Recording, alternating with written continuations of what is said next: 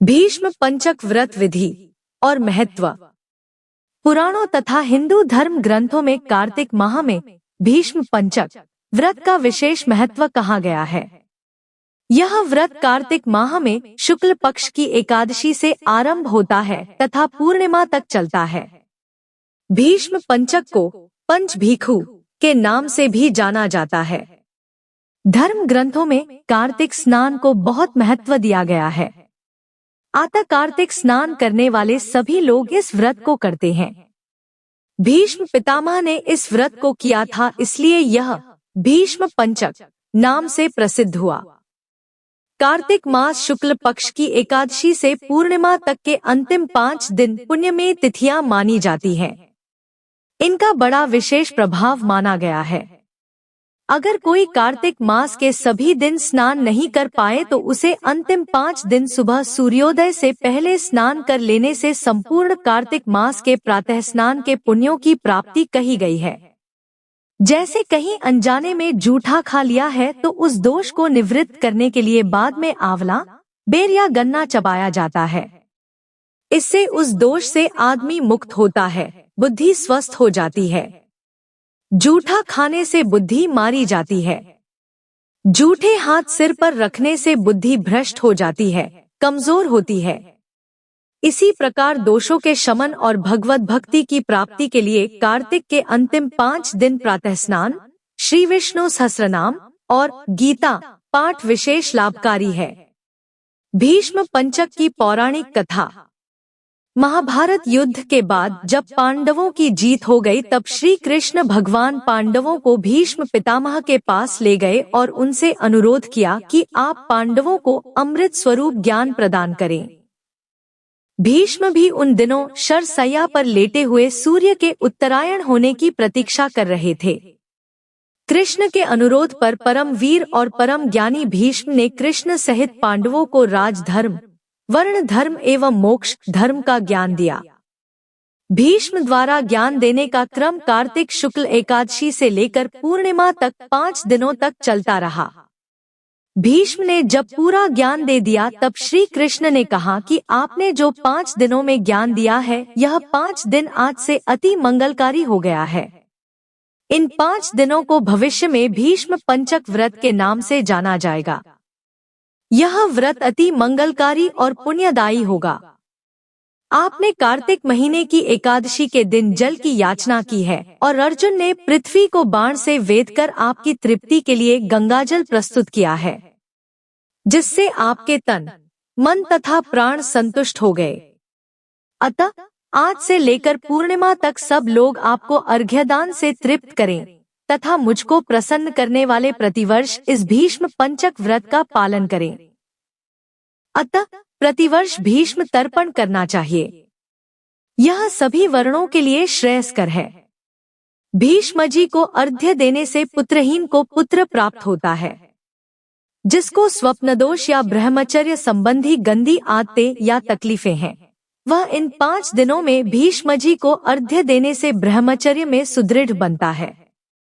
हम सभी साधकों को इन 5 दिनों में भीष्म जी को अर्घ्य जरूर देना चाहिए और ब्रह्मचर्य रक्षा के लिए प्रयत्न करना चाहिए। पंच भीखु कथा। पंच भीखु व्रत में एक अन्य कथा का भी उल्लेख आता है। इस कथा के अनुसार एक नगर में एक साहूकार था। इस साहूकार की पुत्रवधू बहुत ही संस्कारी थी। वह कार्तिक माह में बहुत पूजा पाठ किया करती थी। कार्तिक माह में वह ब्रह्मा मुहूर्त में ही गंगा में स्नान के लिए जाती थी। जिस नगर में वह रहती थी, उस नगर के राजा का बेटा भी गंगा स्नान के लिए जाता था। उसके अंदर बहुत अहंकार भरा था। वह कहता कि कोई भी व्यक्ति उससे पहले गंगा स्नान नहीं कर सकता है। जब कार्तिक स्नान के 5 दिन रहते हैं, तब साहूकार की पुत्रवधू स्नान के लिए जाती है। वह जल्दबाजी में हार भूल जाती है और वह हार राजा के लड़के को मिलता है। हार देखकर वह उस स्त्री को पाना चाहता है। इसके विषय में यह कहा गया है कि वह एक तोता रख लेता है ताकि वह उसे बता सके कि साहूकार की पुत्रवधू आई है, लेकिन साहूकार की पुत्रवधू भगवान से अपने पतिव्रता धर्म की रक्षा करने की प्रार्थना करती है। भगवान उसकी रक्षा करते हैं। उनकी माया से रोज रात में साहूकार के बेटे को नींद आ जाती। वह सुबह सोकर उठता और तोते से पूछता है। तब वह कहता है कि वह स्नान करने आई थी। 5 दिन स्नान करने के बाद साहूकार की पुत्रवधू तोते से कहती है कि मैं 5 दिन तक स्नान कर चुकी हूँ, तुम अपने स्वामी से मेरा हार लौटाने को कह देना। राजा के पुत्र को समझ आ गया कि वह स्त्री कितनी श्रद्धालु है। कुछ समय बाद ही राजा के पुत्र को कोढ़ हो जाता है। राजा को जब कोढ़ होने का कारण पता चलता है, तब वह इसके निवारण का उपाय ब्राह्मणों से पूछता है। ब्राह्मण कहते हैं कि यह साहूकार की पुत्रवधू को अपनी बहन बनाए और उसके नहाए हुए पानी से स्नान करे, तब यह ठीक हो सकता है। राजा की प्रार्थना को साहूकार की पुत्रवधू स्वीकार कर लेती है और राजा का पुत्र ठीक हो जाता है। भीष्म पंचक व्रत अति मंगलकारी और पुण्यदायी है। जो कोई भी श्रद्धापूर्वक इस व्रत को करता है, उसे मृत्यु पश्चात उत्तम गति प्राप्त होती है। यह व्रत पूर्व संचित पाप कर्मों से मुक्ति प्रदान करने वाला और कल्याणकारी है। जो भी यह व्रत रखता है, उसे प्रभु का आशीर्वाद प्राप्त होता है।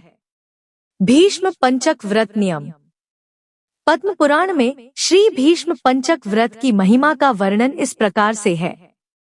भीष्म पंचक व्रत में 4 द्वार वाला एक मंडप बनाया जाता है। मंडप को गाय के गोबर से लीपकर मध्य में एक वेदी का निर्माण किया जाता है। वेदी पर तिल रखकर कलश स्थापित किया जाता है। इसके बाद भगवान वासुदेव की पूजा की जाती है। इस व्रत में कार्तिक शुक्ल एकादशी से लेकर कार्तिक पूर्णिमा तिथि तक घी के दीपक जलाए जाते हैं। प्रतिदिन ओ नमो वासुदेवाय मंत्र का 108 बार जाप करें। प्रतिदिन संध्या के समय संध्या वंदना कर उपरोक्त मंत्र का 108 बार जाप कर भूमि पर शयन करें। एकादशी से भगवान विष्णु का पूजन कर उपवास रखें। उसके बाद द्वादशी के दिन व्रतधारी मनुष्य भूमि पर बैठकर मंत्रोच्चारण के साथ गोमूत्र का सेवन करें। त्रयोदशी को केवल दूध ग्रहण करें।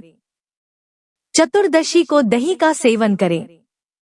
इस प्रकार 4 दिनों तक व्रत करें, जिससे शरीर की शुद्धि होती है। 5वें दिन स्नान कर भगवान केशव की पूजा करें तथा ब्राह्मणों को भोजन करा उन्हें दक्षिणा दें। शाकाहारी भोजन करें तथा हर पल श्री हरि का पूजन करें। उसके बाद पंचगव्य खाकर अन्न ग्रहण करें। विधिपूर्वक इस व्रत को पूरा करने से मनुष्य को शास्त्रों में लिखे फलों की प्राप्ति होती है। इस व्रत को करने से पुत्र की प्राप्ति होती है, महापातकों का नाश होता है तथा मनुष्य परम पद को प्राप्त करता है। सा पद्म पुराण में कहा गया है। इस व्रत में गंगा पुत्र भीष्म की तृप्ति के लिए श्राद्ध और तर्पण का विधान है। भीष्म तर्पण के लिए निम्न मंत्र शुद्ध भाव से पढ़कर तर्पण करना चाहिए। तर्पण मंत्र सत्यव्रताय शुचे गांगेयाय महात्मने भीष्माय तत् ददाम्यर्घ्यमाजन ब्रह्मचारिणे। अर्थ आजन ब्रह्मचर्य का पालन करने वाले परम पवित्र सत्यव्रत पारायण गंगानंदन महात्मा भीष्म को मैं अर्घ्य देता हूँ। जो मनुष्य निम्नलिखित मंत्र द्वारा भीष्म जी के लिए अर्घ्य दान करता है, उसे मोक्ष की प्राप्ति होती है। अर्घ्य मंत्र। वैयाघ्रपद गोत्राय सांकृत्य प्रवराय च अपुत्राय ददाम्यद्दुत्कन भीष्मवर्मणे वसूनामृताराय शंतनोरात्मजाय च अर्घ्यं ददानी भीष्माय आजन ब्रह्मचारिणे। अर्थ जिनका गोत्र व्याघ्रपद और सांकृत प्रवर है, उन पुत्र रहित भीष्म जी को मैं जल देता हूँ। वसुओं के अवतार शांतनु के पुत्र आजन ब्रह्मचारी भीष्म को मैं अर्घ्य देता हूँ। जो भी मनुष्य अपनी स्त्री सहित पुत्र की कामना करते हुए भीष्म पंचक व्रत का पालन करता हुआ तर्पण और अर्घ्य देता है, उसे 1 वर्ष के अंदर ही पुत्र की प्राप्ति होती है। इस व्रत के प्रभाव से महापातकों का नाश होता है। अर्घ्य देने के बाद पंचगव्य सुगंधित चंदन के जल, उत्तम गंध व कुमकुम द्वारा सभी पापों को हरने वाले श्री हरि की पूजा करें। भगवान के समीप 5 दिनों तक अखंड दीप जलाएं। भगवान श्री हरि को उत्तम नैवेद्य अर्पित करें। पूजा अर्चना और ध्यान नमस्कार करें। उसके बाद ओ नमो भगवते वासुदेवाय मंत्र का 108 बार जाप करें। प्रतिदिन सुबह तथा शाम दोनों समय संध्यावंदन करके ऊपर लिखे मंत्र का 108 बार जाप कर भूमि पर सोएं। व्रत करते हुए ब्रह्मचर्य का पालन करना अति उत्तम है। शाकाहारी भोजन अथवा मुनियों से प्राप्त भोजन द्वारा निर्वाह करें और ज्यादा से ज्यादा समय विष्णु पूजन में व्यतीत करें। विधवा स्त्रियों को मोक्ष की कामना से यह व्रत करना चाहिए। पूर्णमासी के दिन ब्राह्मणों को भोजन कराएं तथा बछड़े सहित गौ दान करें। इस प्रकार पूर्ण विधि के साथ व्रत का समापन करें। 5 दिनों का यह भीष्म पंचक व्रत एकादशी से पूर्णिमा तक किया जाता है। इस व्रत में अन्न का निषेध है, अर्थात इन 5 दिनों में अन्न नहीं खाना चाहिए।